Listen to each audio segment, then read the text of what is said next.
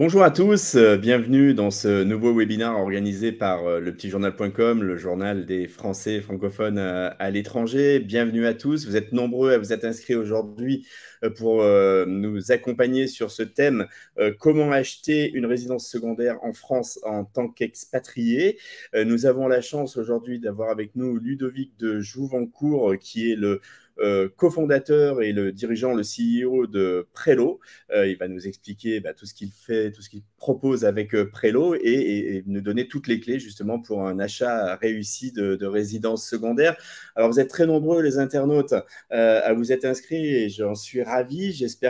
J'imagine que vous avez beaucoup de questions. Donc vous avez un petit onglet questions en bas à droite où vous pourrez évidemment poser toutes vos questions. Vous pouvez déjà nous faire un petit bonjour, un petit coucou. Regardez, je vais vous mettre un petit bonjour à tous là. Bonjour à tous.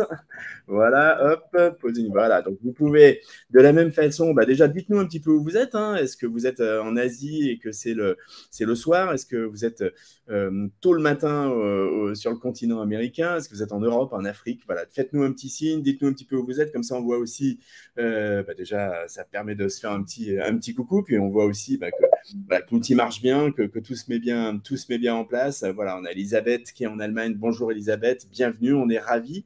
Allez, Frédéric qui est aux Pays-Bas. Et puis, qu'est-ce qu'on va apprendre? On va apprendre plein de choses.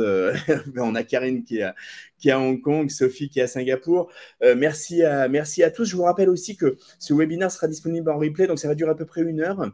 Si vous ne pouvez pas assister à tous ou si vous voulez le revoir, ce webinaire, donc dès la fin du webinaire, 2-3 minutes après, vous recevrez un mail sur la boîte avec laquelle vous êtes inscrit, avec le lien vers le replay. Donc, pas de souci, vous ne manquerez rien. Et puis, si vous pouvez également le faire connaître à vos amis, collègues, connaissances qui seraient intéressés par cette thématique et qui ne s'étaient pas inscrits. Donc, surtout, évidemment, n'hésitez pas. Allez, on a René qui est au Portugal, Jean-Jacques au Vietnam, Nathalie. Allez, bonjour tout le monde, Coralie et Olivier au Luxembourg, Sophie à Singapour.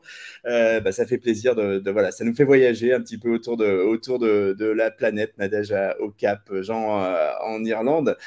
Tu vois, Ludovic, je t'avais pas menti. On a bien des lecteurs dans le monde entier. Ça Des fait paysans. Ouais, exactement. Allez, je te passe la parole pour que tu te présentes et que tu nous présentes en quelques mots Prélo. Et puis après, je pense qu'on entrera dans le jeu des questions-réponses parce que c'est aussi l'idée que les internautes sont là pour poser leurs questions autour de ce sujet. Merci. Donc, bonjour à tous. Merci de participer à ce webinaire. Donc, je suis Ludovic de Jouvencourt, un des cofondateurs de Prelo. Et donc, Prelo, c'est une startup qui vous permet de simplifier votre acquisition et la gestion de votre résidence secondaire. Et on s'est rendu compte, en fait, assez vite que la résidence secondaire, c'est un produit qui fait rêver beaucoup de monde, mais qui finalement est très peu accessible à plusieurs égards. D'abord, parce que financièrement, c'est pas forcément le premier projet qu'on va faire dans les projets immobiliers de son foyer. On va peut-être d'abord acheter sa résidence principale et même peut-être souvent ensuite un investissement locatif. Et en fait, une fois qu'on désire acheter sa résidence secondaire, c'est peut-être un peu tard. Notre capacité d'emprunt est un peu trop entachée. Donc, on finit par systématiquement se rabattre sur la location. Donc, nous, on voulait vraiment rendre ça accessible d'une part sur le budget. Et l'autre point, c'est qu'une résidence secondaire, beaucoup le savent, mais beaucoup de gens ne le savent pas non plus, ça représente beaucoup de temps de gestion.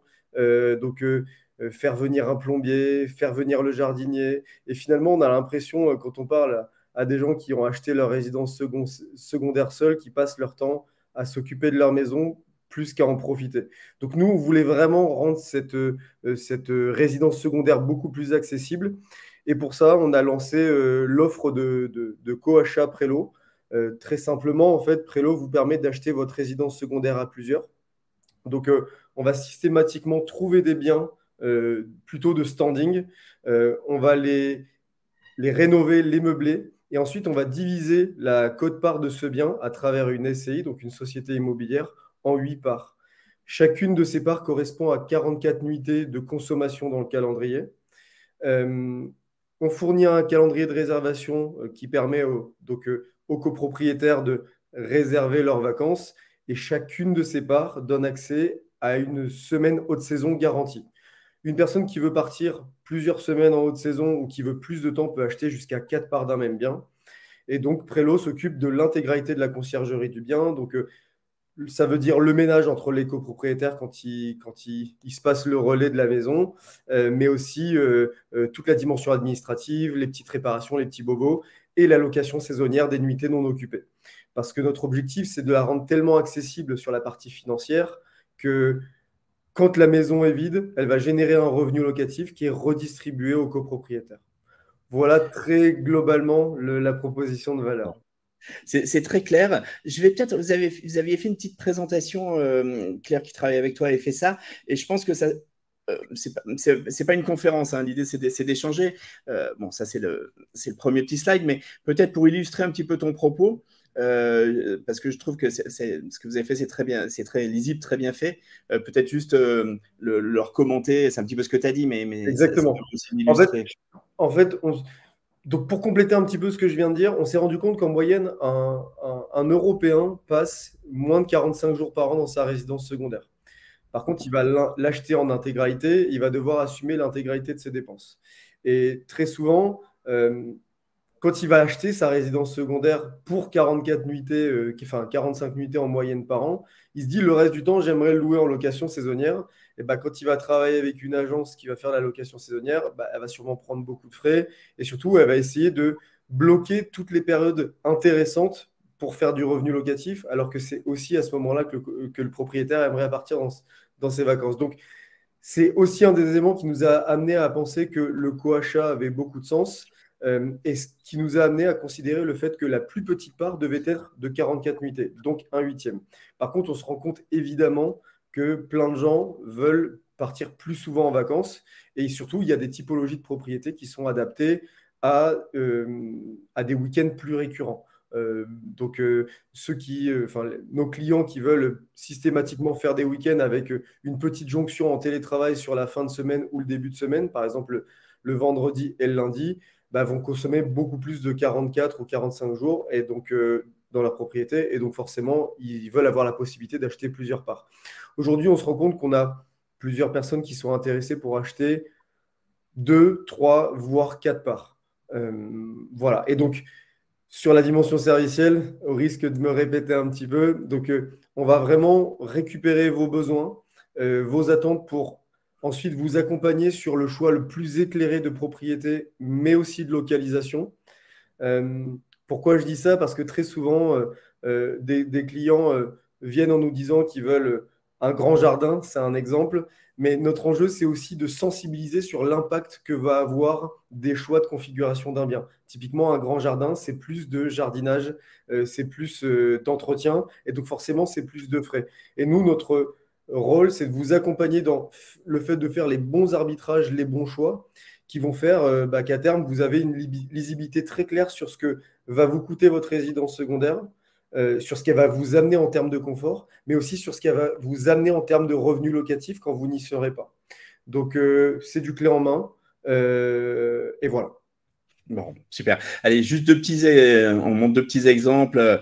La Courchevel, le Touquet, c'est le type de bien que vous avez. Du coup, là c'est pareil à Gordes, une belle maison, Bormes-les-Mimosas. C'est plutôt donc du coup des sites touristiques. C'est plutôt plutôt des biens assez premium. En fait, c'est systématiquement des biens relativement premium. En réalité, la première part, la part la moins chère qu'on peut trouver sur notre site est à 50 000 euros et la plus chère pour un huitième est à 300 000 euros. Donc la gamme est assez large en termes de produits. On considère que nos biens sont premium parce que on va systématiquement être capable d'offrir un niveau de standing qui permet d'être très confortablement installé dans son bien pendant ses vacances et le week-end. Et ce qui va faire varier le prix, ça va souvent être le prix de la localisation. Typiquement, je vais prendre un exemple. C'est difficile de trouver un logement pour moins de 8 000 euros du mètre carré à Biarritz, alors que pour une maison de campagne à 1 heure et demie de Paris, on arrive à trouver des biens à 2 500 euros du mètre carré. Donc, voilà, c'est toujours assez complexe de définir quelle est la définition précise d'un bien premium, de luxe ou de standing. En tout cas, l'idée, c'est de faire en sorte qu'il y ait systématiquement tout le niveau de confort qui permette de se sentir bien dans les propriétés.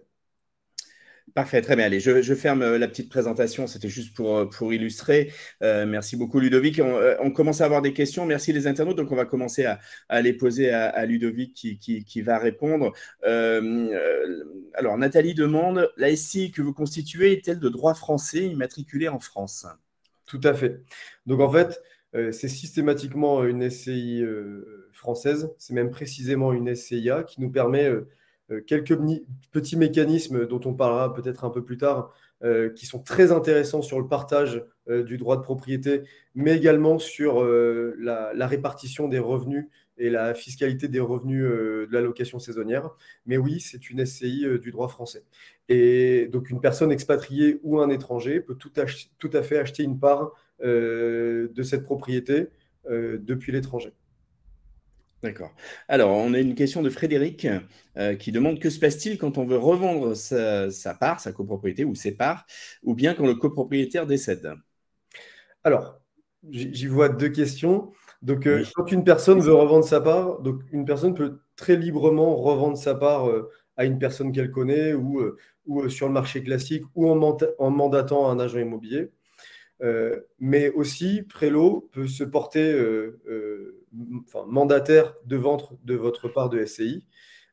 Et donc, on va tout mettre en œuvre pour le faire. Également, on a lancé une offre de rachat garanti de votre part de SCI, moyennant une décote de la valeur de cette part indexée au prix marché sur valeur d'expert. Je prends un exemple. Si par exemple vous êtes propriétaire de votre part depuis 5 ans et au bout de 5 ans, le prix de l'immobilier s'est apprécié dans la zone et donc évidemment la valeur du bien s'est appréciée, on va faire venir un expert qui va constater cette valorisation. On va appliquer une décote qui nous permette de recommercialiser le bien et on va vous acheter votre part pardon, en 48 heures pour que vous n'ayez pas à avoir la complexité de revendre la part vous-même. Donc, il y a plusieurs modalités pour être capable de revendre votre part, sachant que l'idée est de faire en sorte que ce soit le plus simple pour vous. Et donc, Très en bien. termes de transmission, c'était la deuxième question de Oui, cette question, effectivement. c'est parfaitement adapté à la transmission du patrimoine parce que c'est souvent plus facile de transmettre une part de SCI, voire un bien immobilier dans une SCI qu'un bien directement en détention propre. Et donc, on met en place plusieurs mécanismes qui vous permettent de simplifier ces choses-là. Et typiquement, lors de votre achat de parts ou de vos parts de SCI, systématiquement, cette transaction se fait avec un de nos notaires partenaires. Et notre notaire peut vous accompagner sur le choix d'une structuration adaptée à la transmission à vos enfants. Et une de ces possibilités est le démembrement, qui est quelque chose très avantageux pour organiser votre succession. C'est un des exemples. Très bien. Allez, on a Nathalie demande une précision. En fait, elle demande si cette SCI est fiscalisée sur l'impôt sur le revenu ou sur l'impôt sur les sociétés. Je pense que vous allez pouvoir nous apporter cette précision. C'est une SCI à l'IR, donc c'est impôt sur le revenu. En Oui. revanche, il est tout à fait possible que vous achetiez votre part de SCI avec une entité à l'IS, donc ça peut être une holding ou une autre société. Voilà, notre SCI est à l'IR avec la transparence de régime, ce qui fait que la fiscalité qui s'applique, c'est celle de la personne qui détient les parts. Très bien. Allez, continuez à poser des questions, les internautes. Je prends un peu en vrac, hein, Ludovic, mais je pense que c'est important de répondre à nos internautes. On a Ethan qui demande quel est le montant nécessaire d'apport, notamment si on fait un prêt, je pense, pour acheter des parts dans cette SCI. Qu'est-ce que vous recommandez? Alors, ça va être assez variable en fonction de votre situation patrimoniale. C'est pour ça que j'aime pas trop les réponses trop génériques. Très souvent, ce qu'on fait dans notre processus de découverte d'un besoin, l'une des premières étapes qu'on va mettre en place, c'est la découverte de votre capacité d'emprunt et de financement réel. Évidemment, à l'aune de votre situation spécifique. Donc, la capacité d'emprunt auprès d'une banque française quand on habite en France ou quand on habite à l'étranger est un peu différente. Aujourd'hui, on a pour habitude de dire qu'en moyenne, il faut au moins 20% d'apport et selon la situation patrimoniale de la personne, ça peut monter à 30%. Sur le mécanisme de financement qu'on met en place, tout va dépendre de la banque qui va financer l'opération. Évidemment, nous, on a des banques partenaires et on a des courtiers partenaires qui nous permettent d'avoir plus d'options en termes de financement. Des banques, en termes de garantie, vont se satisfaire d'un bon revenu et donc, dans certains cas, un organisme de cautionnement va fonctionner. Dans d'autres cas, ça va être le nantissement des parts de SCI qui va être le mécanisme de sûreté que la banque va vouloir prendre. Et dans d'autres cas, ça peut être des systèmes de garantie déportée. Par exemple, si vous êtes déjà propriétaire de votre résidence principale, que vous avez remboursé à 50% ou un investissement locatif que vous avez partiellement remboursé et que cette banque a pris une hypothèque sur ce bien, on peut utiliser cette même hypothèque pour étendre la capacité de financement pour faire une acquisition de ce groupe de parts de SCI. Donc, l'idée, c'est vraiment systématiquement, on co-construise quelque chose ensemble. Il nous arrive finalement assez souvent d'accompagner nos clients avec leur banque habituelle pour leur expliquer comment fonctionne notre produit et comment ils pourraient structurer le mode de financement parce qu'en fait, souvent les banquiers retail ne sont pas très sensibles à cette classe d'actifs pour finalement trouver une solution et c'est une chose qu'on arrive à faire.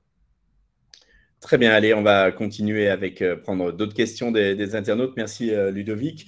On a une question de Coralie qui demande si la plus-value lors de la revente de la part est imposée en France ou dans le pays de résidence.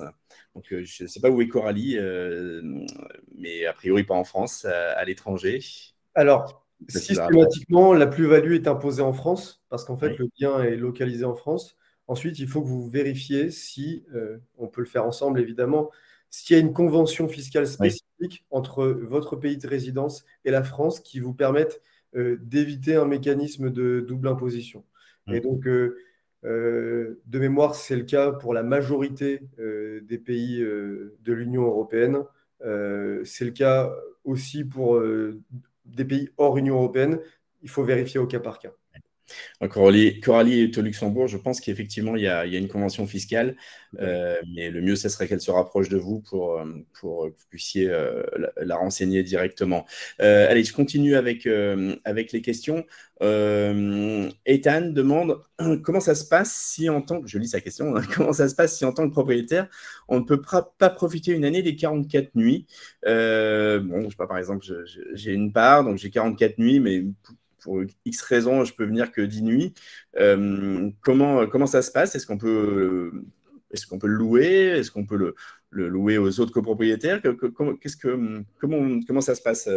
Alors, en fait, déjà, ce qui est certain, c'est qu'une personne qui ne pourra pas venir pendant un an laissera un trou évident dans le calendrier. Et nous, ce qu'on fait, c'est qu'on va systématiquement prendre la main sur la location saisonnière des nuitées qui ne vont pas être occupées. Comment on le fait? En fait, on va systématiquement ouvrir le calendrier du bien en location saisonnière, donc sur Airbnb, Booking, HomeAway, etc., à l'approche d'une nuitée, c'est-à-dire à moins de 90 jours de cette nuitée, on va ouvrir à un prix volontairement haut qui fait que le prix haut va minimiser les chances qu'une personne réserve sur Airbnb et donc va laisser toujours la possibilité à un copropriétaire de réserver dans les 90 jours à venir. Mais si une personne venait à réserver quand même sur la plateforme, le revenu serait tellement élevé que ça serait intéressant pour les copropriétaires. Et ensuite, à l'approche de cette nuitée, on va progressivement faire entre guillemets du yield management et réduire le prix de la nuitée pour favoriser le booking. Et on va de ce fait être capable de maximiser le remplissage de la propriété, enfin, en tout cas du calendrier entre les propriétaires et la location saisonnière.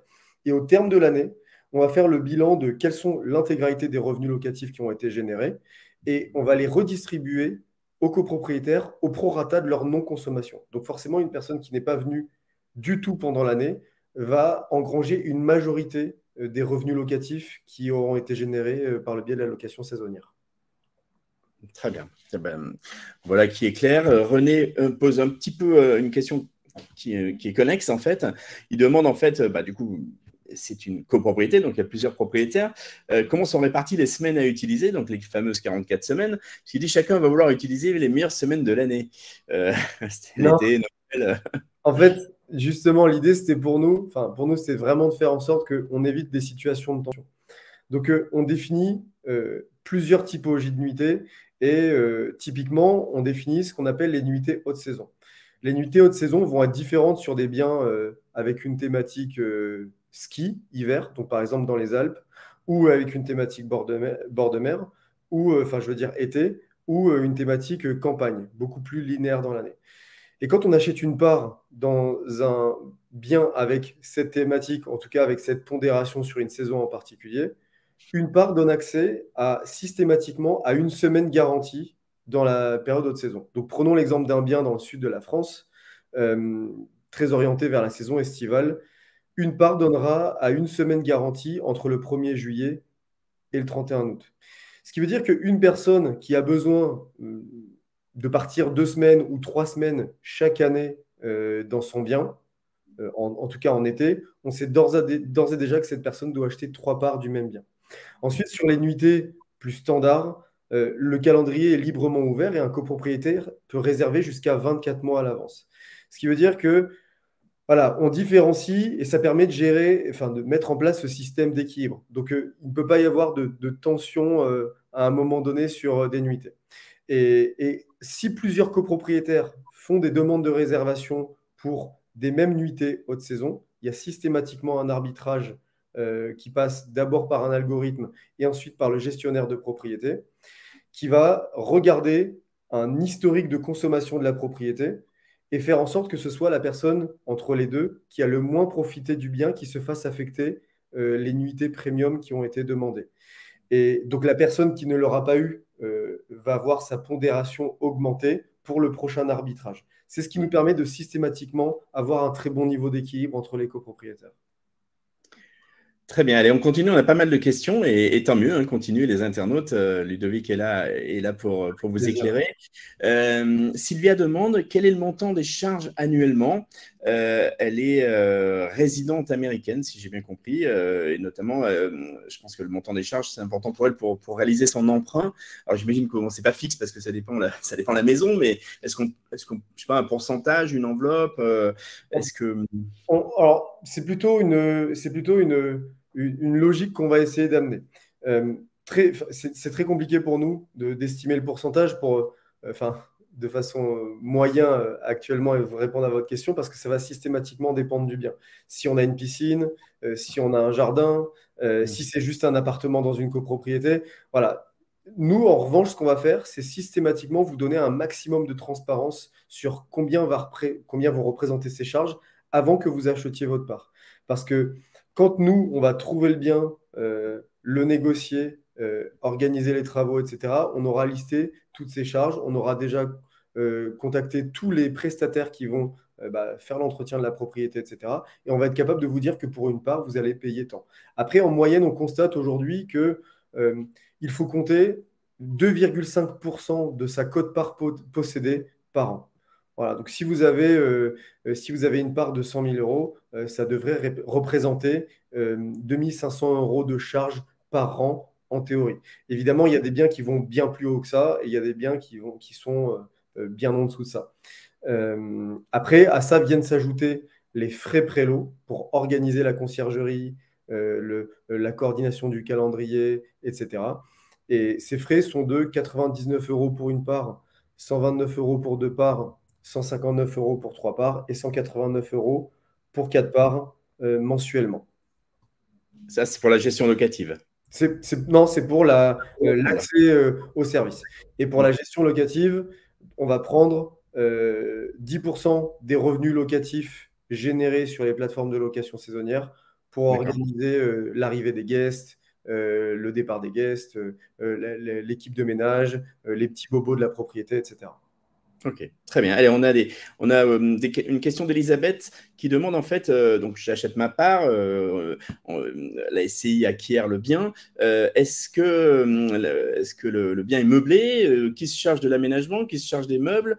Comment ça se passe? Est-ce que vous achetez des maisons meublées ou est-ce que ça peut être des maisons vides que vous meublez? Comment ça se passe? Alors, je vais répondre à cette question et je vais également en profiter pour répondre à la question de Vincent Dubois qui, je pense, Oui. est assez pertinente.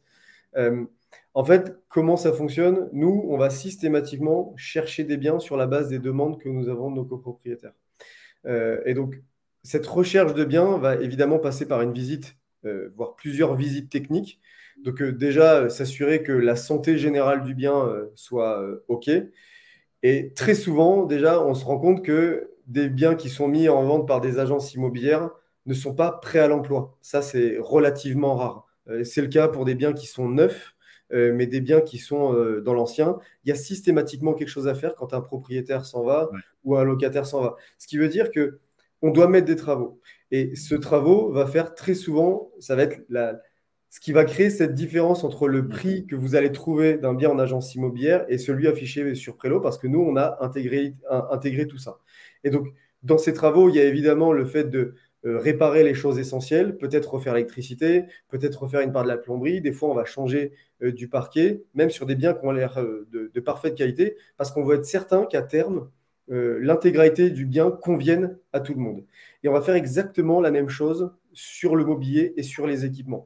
L'idée est de faire en sorte qu'on arrive à un niveau de design esthétique qui soit suffisamment beau et agréable, mais également sobre pour que ça ne vienne pas heurter les choix et goûts de chacun. Et donc pour ça, on a des architectes et architectes d'intérieur au sein de l'équipe qui vont structurer l'intégralité de la refonte et du redesign du bien.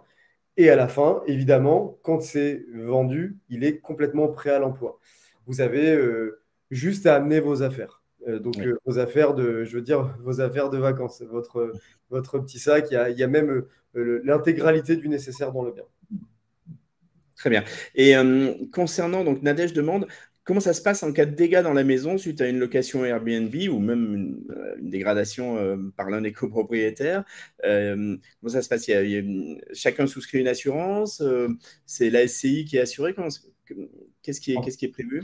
Alors, déjà, pour répondre à la question sur la partie location saisonnière, on diffuse nos biens, enfin les biens en location, systématiquement sur des plateformes qui intègrent un fonds de garantie et d'assurance sur les biens. Donc, c'est-à-dire, ça nous est déjà arrivé plusieurs fois que des locataires viennent et abîment des choses. L'enjeu de notre conciergerie, et c'est aussi pour ça qu'on prend ces frais, c'est de faire ensuite le suivi avec cette plateforme, et typiquement, ça peut être le cas d'Airbnb, sur le remboursement de l'intégralité des dégâts qui ont été mis en place pour une remise à neuf totale. Donc ça, c'est complètement transparent pour les copropriétaires, on s'en occupe, vous ne le sentez pas passer. En revanche, quand c'est un des copropriétaires qui est responsable d'un dégât, le gestionnaire de propriété va prendre contact avec lui pour lui demander la remise en état et donc lui appeler les frais de remise en état de ce qu'il a cassé. Et donc, nous gérons l'intégralité de cette relation avec le propriétaire pour que les autres copropriétaires n'aient également rien à faire. Très bien, c'est très clair. Allez, on arrive à peu près à la moitié de ce webinaire, hein. Continuez à poser vos questions, les internautes. Il y en a encore dans le fil qui on n'a pas répondu, mais ne vous inquiétez pas, on va bien pouvoir, on aura le temps de répondre à tout le monde. Une question très simple de Sylvia Ludovic, est-ce que vous proposez des propriétés à Paris ou est-ce qu'on peut acheter à Paris un appartement à 8 par exemple ou une maison dans Paris, je ne sais pas. Alors, on ne propose pas encore de biens dans Paris. On en avait proposé à un moment donné. Mais là, en fait, on a vraiment l'intention de proposer ce produit type pied-à-terre à Paris. Donc, si c'est quelque chose qui peut vous intéresser, prenez contact avec notre équipe commerciale. On va commencer à se mettre sur une recherche pour cette typologie de biens en particulier. Et à l'inverse, Capucine demande si elle est à Téhéran, elle demande si vous avez des partenariats dans d'autres pays. Donc, ce que je comprends, c'est est-ce que vous achetez, par exemple, des biens dans d'autres pays ou pas encore, ou c'est pas, C'est pas encore le cas. Donc, on a prévu de se lancer sur les pays limitrophes, enfin, les pays proches de la France à partir de l'année prochaine. L'ordre n'est pas encore défini, mais évidemment, on a une ambition européenne. C'est juste une question de temps. D'accord, très bien, parfait. Jean-Jacques demande, Chris avait demandé la même chose, donc on va répondre aux deux en même temps. Je crois connaître la réponse, mais c'est pas moi l'expert. Mais bon, si on est non-résident fiscal en France, comme beaucoup de nos internautes aujourd'hui, est-ce que qu'on est propriétaire d'une résidence en France, elle est forcément assimilée à une résidence secondaire, en fait? Tout à fait. Oui. C'est absolument le cas. Et donc, La résidence principale, c'est là où on paye ses impôts. exactement. Très bien, c'est très clair. Alors, qu'est-ce qu'on n'a pas, à qui on n'a pas répondu? On a encore plein de questions. On a Axel. Alors, Axel dit que se passe-t-il pour les propriétaires en cas de faillite de prélo? Bon, c'est pas très gentil, mais bon, vous allez le rassurer, cet Alors, internaute. c'est une très bonne question. Donc déjà, en fait, le règlement de copropriété, qui est en fait un pacte d'associés que tous les copropriétaires doivent signer au moment de l'acquisition de leur part, est un document qui a été rédigé par notre cabinet d'avocats partenaire et qui en fait est un document juridique qui explique comment fonctionne la copropriété, peu importe si Prélo est là pour la gérer ou non. Et le gros avantage de ce document, c'est qu'il amène suffisamment de clarté et de transparence pour être capable de facilement gérer toutes les situations de blocage ou toutes les interrogations qu'on peut avoir. Donc, l'idée est de faire en sorte que on réduise le niveau de friction entre les copropriétaires. Clairement, ils disparaissent, ils ne soient pas là. Les copropriétaires sont libres de décider de ne plus avoir Prélo en gestionnaire de leur SCI, s'ils se mettent d'accord pour le faire, mais ils héritent de toute façon du pacte qui est parfaitement fonctionnel et qui permet de faire en sorte que les règles sont écrites et tout le monde s'entend.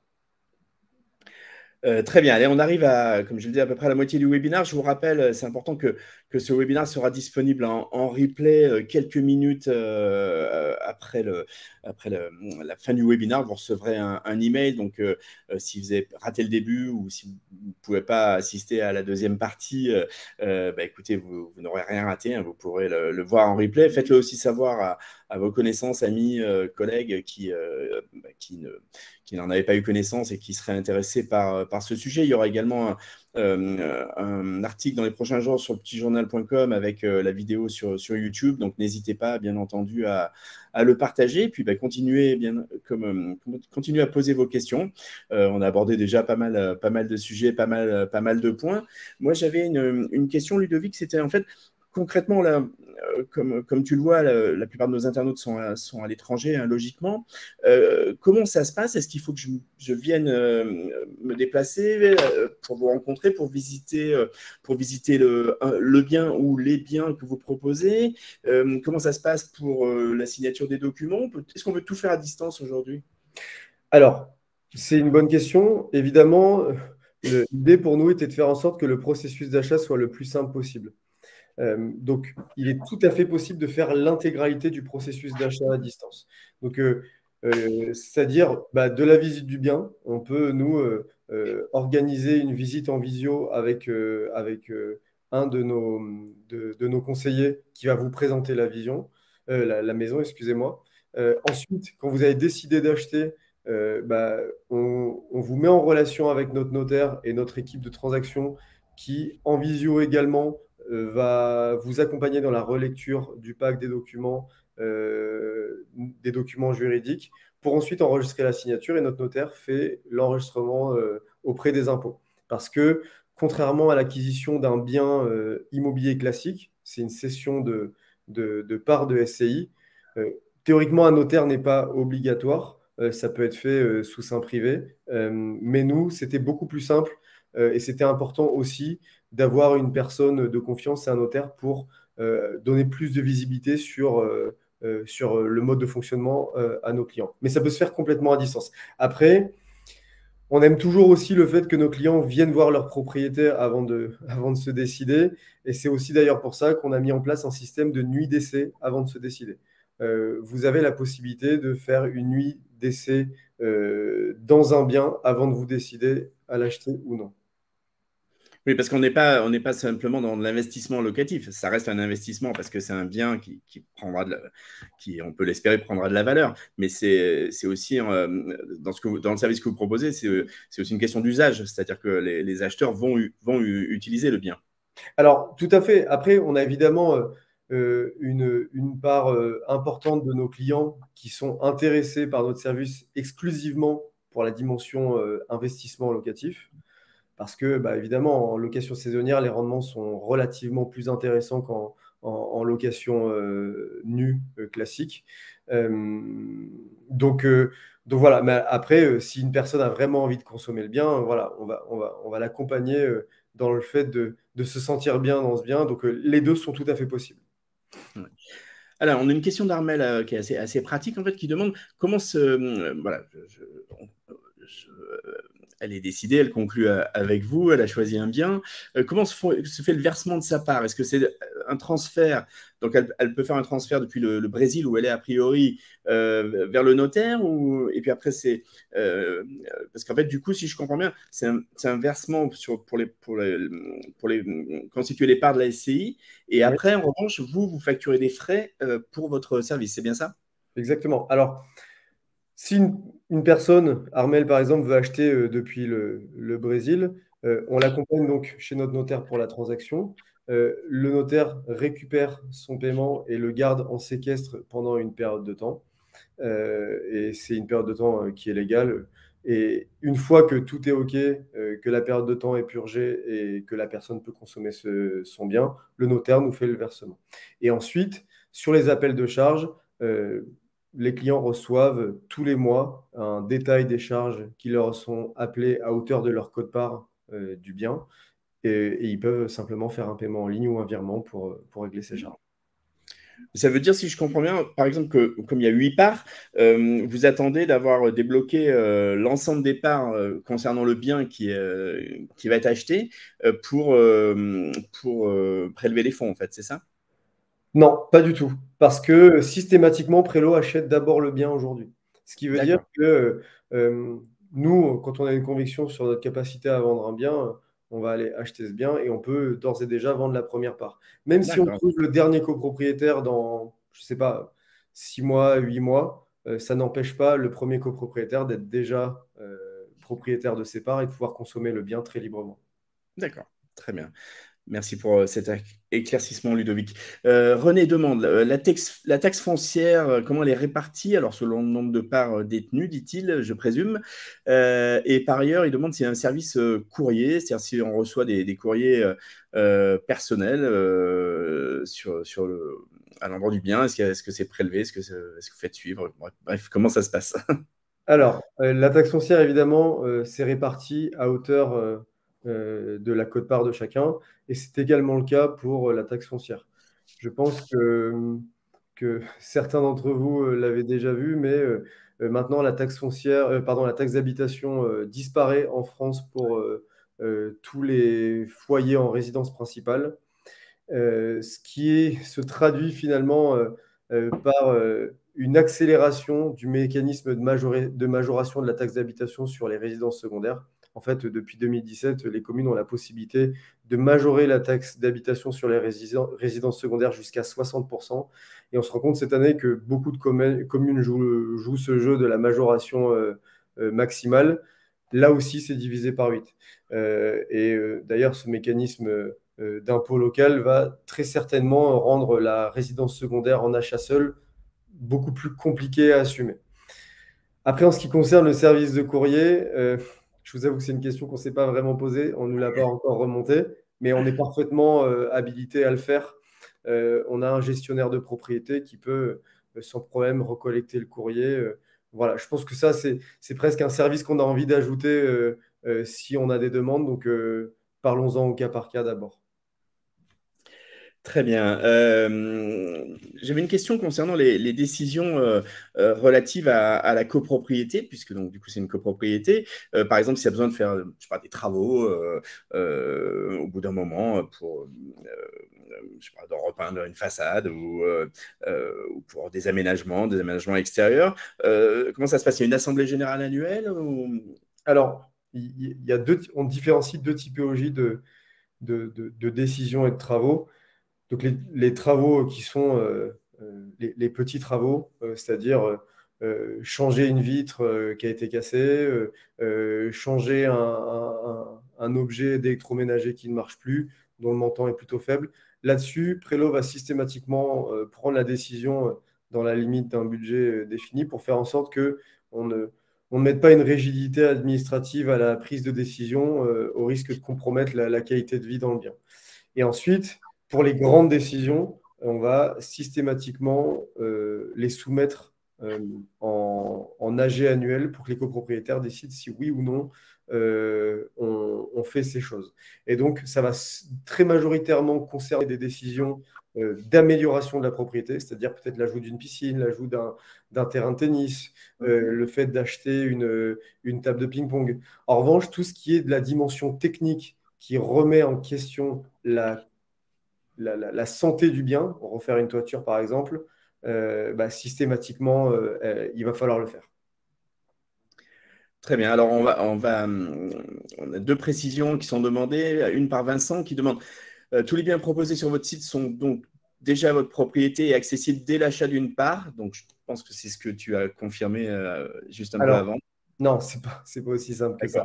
D'accord. Non, nous, systématiquement, donc on va devenir acquéreur d'un bien avant de le revendre aux copropriétaires.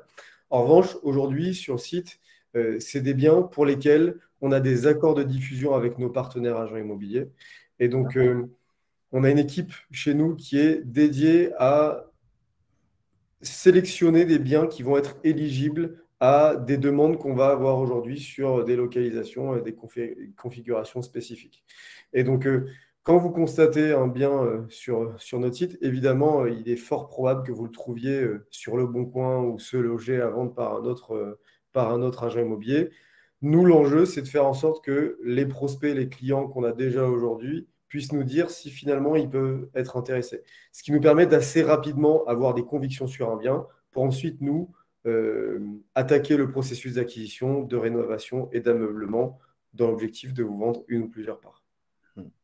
Alors, j'imagine qu'il y a plein de raisons de motivation pour acheter une résidence secondaire. Donc, j'imagine que chaque client chez vous est différent et aujourd'hui, peut-être chaque internaute est différent. Mais quels sont vraiment les critères qu'on doit prendre en compte pour choisir son bien? Est-ce que c'est par rapport à sa situation patrimoniale, par rapport à son âge, par rapport à sa situation géographique, à ses envies? Comment est-ce que vous aidez les internautes, les gens qui vous contactent à sélectionner et choisir?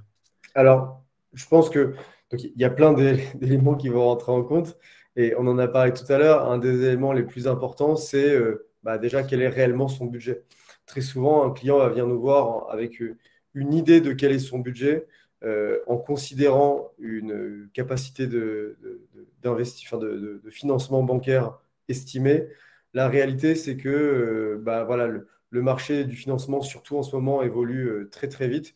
Donc, on va faire un travail du budget ensemble pour être capable de le définir proprement. Aussi, c'est très important pour nous, et surtout pour le client, d'avoir une projection assez réaliste de quand est-ce que cette personne va vouloir partir en vacances. Donc, pourquoi? Parce que c'est ce qui va nous permettre, d'une part, de créer de la complémentarité entre les copropriétaires pour maximiser le niveau de satisfaction et de remplissage du calendrier. Et donc, évidemment, réduire le niveau de pression et de tension et d'arbitrage qui risque d'y avoir sur le calendrier. Mais également, il y a la rentabilité locative. C'est pour ça que très tôt, quand une personne nous dit voilà, moi, je ne suis pas du tout intéressé par la rentabilité, tout ce que je veux, c'est partir en vacances, ça va ouvrir un peu plus le champ des possibles. En revanche, si la personne est plutôt sensible à la rentabilité et on va devoir trouver le juste équilibre entre plaisir et rentabilité, ça va être un peu plus, ça va demander un peu plus de recherche. Et donc, c'est aussi un paramètre important. Enfin, là, on en a parlé tout à l'heure, mais la thématique, est-ce que c'est consommation type hiver ski ou été ou campagne, donc avec un calendrier plus linéaire. Et enfin, toutes les commodités à proximité du bien. Et donc, une des commodités très importantes, c'est quel est votre mode de déplacement. Si vous venez depuis l'étranger, j'imagine que la proximité d'un aéroport ou d'une gare de train qui est très bien desservie d'un aéroport est un élément important. La proximité peut-être d'une agence de location de véhicules où il y a d'autres clients qui aiment vraiment le fait d'être en centre-ville pour ne pas avoir à se déplacer en voiture ou à simplement se déplacer en vélo. Donc, on va sélectionner toutes les petites commodités et faire en sorte que on vous amène vers le choix le plus éclairé de votre bien. Ouais. J'aimerais revenir, Ludovic, sur cette dimension de réservation de ces semaines, parce que je crois que vous avez une application mobile, c'est-à-dire on peut vraiment tout gérer depuis son téléphone?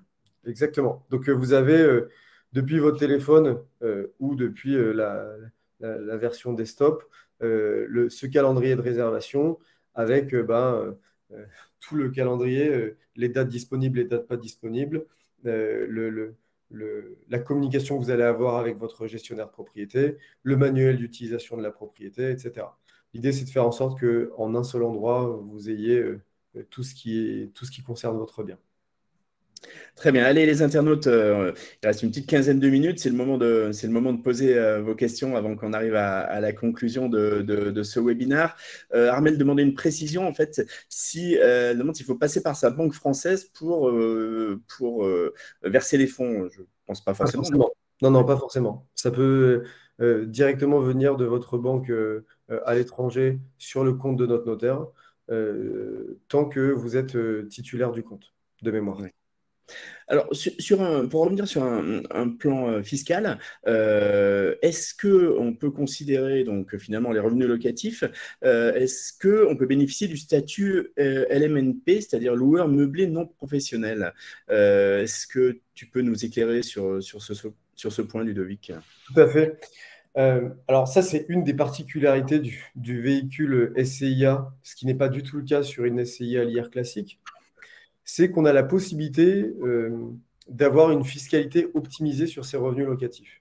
Et donc, j'imagine que beaucoup d'entre vous connaissent déjà le LMNP, mais un des gros avantages du LMNP, c'est que on peut intégrer l'amortissement de ses travaux, mais également l'amortissement de son bien ou de sa quote-part d'un bien en réduction de son assiette fiscale imposable. Et donc, le gros avantage de la SCIA et de la location saisonnière par le biais d'une SCIA Prélo, c'est que vous aurez un mécanisme qui va amoindrir votre revenu fiscal imposable grâce à ces deux enveloppes d'amortissement.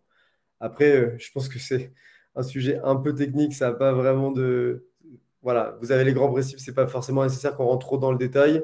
Si vous avez besoin de plus de précision, notre équipe commerciale vous donnera beaucoup plus de visibilité là-dessus. Ouais. Mais ce qu'il faut retenir, c'est qu'on a accès à l'avantage fiscal, en fait. Tout à fait, tout à fait. Ce qui n'est pas négligeable. Concernant la transmission, est-ce qu'on peut transmettre les parts de sa SCI à ses enfants? Est-ce que... Ouais, comme je le disais tout à l'heure, de mémoire, je crois qu'on a une exonération de droits de succession dans la limite de 100 000 euros de transmission tous les 15 ans à ses enfants. Oui. Ça, c'est un mécanisme qui permet de faire en sorte que, selon la valeur de ses parts, on arrive au fur et à mesure à les transférer à ses enfants sans être imposé sur cette succession. Mais également, j'en parlais tout à l'heure, il y a le mécanisme du démembrement qui peut être relativement intéressant. Et donc, le fait de démembrer ses parts de SCI au moment de son acquisition fait qu'au fur et à mesure, on arrive à transférer la propriété de ses parts à ses enfants de façon fiscalement très aménagée. Très bien. Jean pose une question assez pratique, mais c'est très intéressante. Est-ce qu'on peut laisser ses affaires personnelles à l'année pour éviter de les ramener à chaque fois? Est-ce que c'est quelque chose qui est envisageable? Tout à fait. Donc, chacune de nos propriétés sont équipées de casiers personnels sécurisés qui permet de faire en sorte que vous puissiez très simplement laisser un certain nombre de vos affaires personnelles dans le bien sans avoir à systématiquement les ramener lors de vos voyages. Après, sur tout ce qui est effets qui peuvent être considérés comme personnels, mais qui sont attendus d'un point de vue fonctionnel par tous les copropriétaires, c'est-à-dire par exemple des jeux, des jeux de société, des vélos électriques. Tout ça font partie des choses en fait qu'on peut mettre en commun sur le bien pour faire en sorte que vous rameniez le moins de choses voilà, pour l'utilisation de vos vacances. Et petit point supplémentaire qui me vient à l'esprit, c'est que quand on fait la rénovation et qu'on livre le bien, selon le moment où vous arrivez dans le processus commercial, vous pouvez demander des petites fonctionnalités supplémentaires que nous n'avions pas forcément prévues à la base. Je vous donne un exemple. Là, on vient de livrer une maison dans laquelle on a ajouté des bornes de rechargement, enfin une borne de rechargement électrique, parce qu'on s'est rendu compte que plusieurs des copropriétaires avaient des voitures électriques. Voilà, on est plutôt souple sur sur ce type d'aménagement pour faire en sorte que le bien vous conviennent parfaitement pour vos vacances et vos week-ends. Ludovic, est-ce que peut-être tu peux nous décrire les différentes étapes? Donc là, j'espère certains des internautes qui ont assisté à la présentation vont te contacter. Comment ça se passe? Donc du coup, bon, je contacte Prélo, je suis intéressé. Quelles sont les différentes étapes pour accompagner jusque finalement à arriver un jour dans sa maison? Bah, en fait, c'est très simple. Vous prenez contact avec nous, avec notre équipe commerciale. On va d'abord faire une phase de découverte de quels sont vos besoins. Ensuite, on va en étape 2, une fois que vos besoins sont très clairs, être capable de vous proposer des biens qui peuvent correspondre à ce que vous recherchez. Ensuite, bah, si on trouve quelque chose qui vous convient, bah, on passe à la nuit d'essai, si vous voulez faire une nuit d'essai. Ensuite, bah, il y a une signature d'une offre d'achat qu'on appelle un document d'information précontractuel. Et ensuite, vous passez à l'étape de la transaction qui fait que vous devenez propriétaire de ce bien. Très bien, ben voilà qui est très clair et très simple.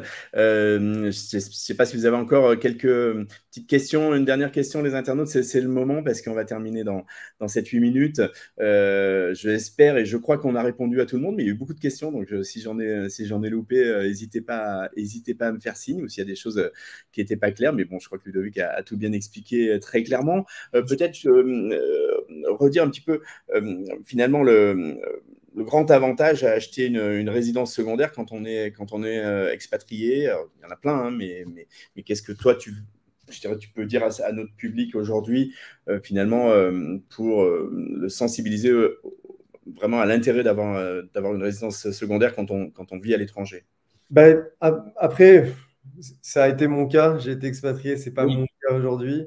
Moi, j'y vois plusieurs avantages. Déjà, le fait d'avoir un pied-à-terre pour se retrouver en famille, d'une part avec enfin, nous pouvoir venir en France et ensuite se retrouver avec notre famille qui est sur le territoire français.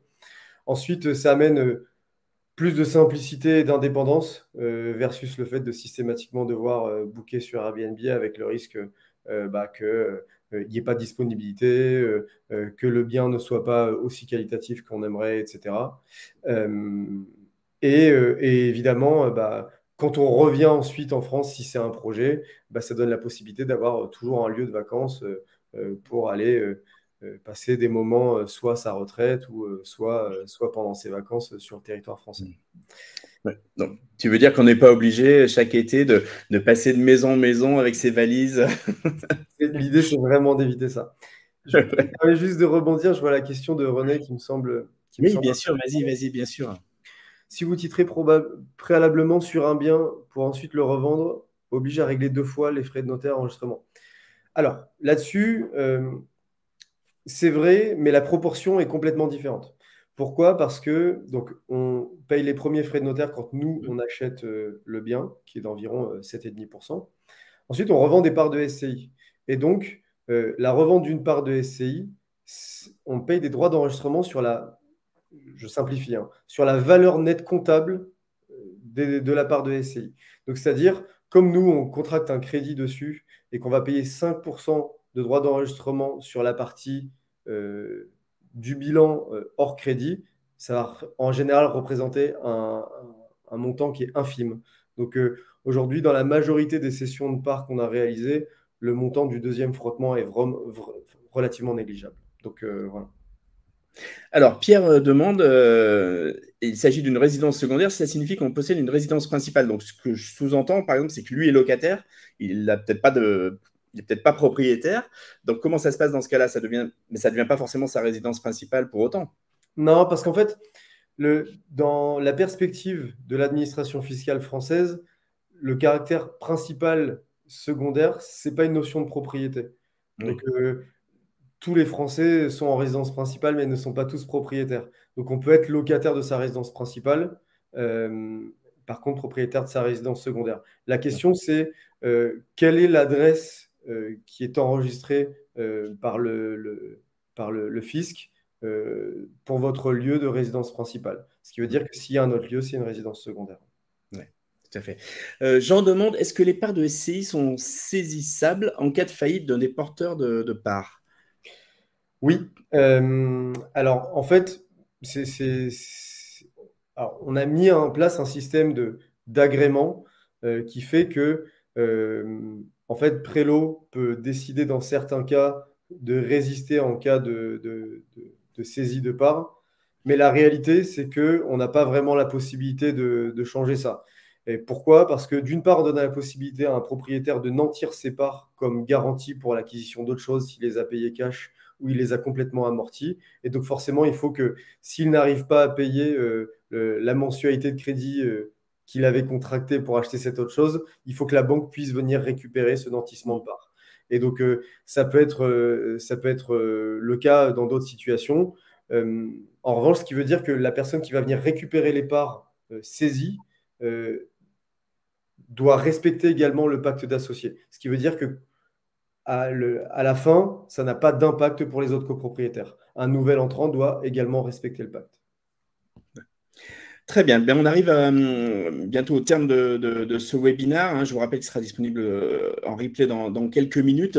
Peut-être, Ludovic, je vais te laisser la parole pour le mot de la fin, puis nous dire un petit peu comment aussi on peut vous contacter. Bon, c'est facile de trouver le site Prélo, mais voilà, si tu veux nous dire également un mot de conclusion avant que je remercie tout le monde. Bah, mot de conclusion, c'était vraiment super intéressant de pouvoir parler de notre concept avec vous aujourd'hui. Euh, Sachez qu'on serait ravis de vous accompagner dans votre réflexion d'acquisition de résidence secondaire ou d'investissement locatif orienté sur la location saisonnière. Sachez également que récemment, nous avons lancé, on teste une offre d'accompagnement sur l'acquisition seule de sa résidence secondaire ou de son investissement locatif dédié à la location saisonnière. Moi, ce que je vous recommande, c'est de prendre contact avec nous, avec l'équipe commerciale. On saura faire un bilan patrimonial clair et vous orienter vers les options qui vous correspondent le mieux. Voilà.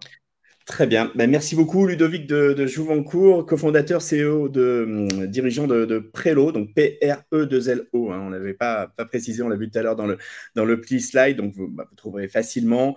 Merci à tous les internautes pour avoir assisté à ce webinaire. Et puis évidemment, n'hésitez pas à contacter Ludovic. On se retrouve bientôt. Donc, il y aura l'article sur le petitjournal.com avec la vidéo. Donc, faites-la connaître, faites-la et diffusez-la autour de vous. Et puis, je vous donne rendez-vous tous les jours sur le petitjournal.com, bien sûr. Et puis, à très bientôt pour un autre webinaire. Merci à tous.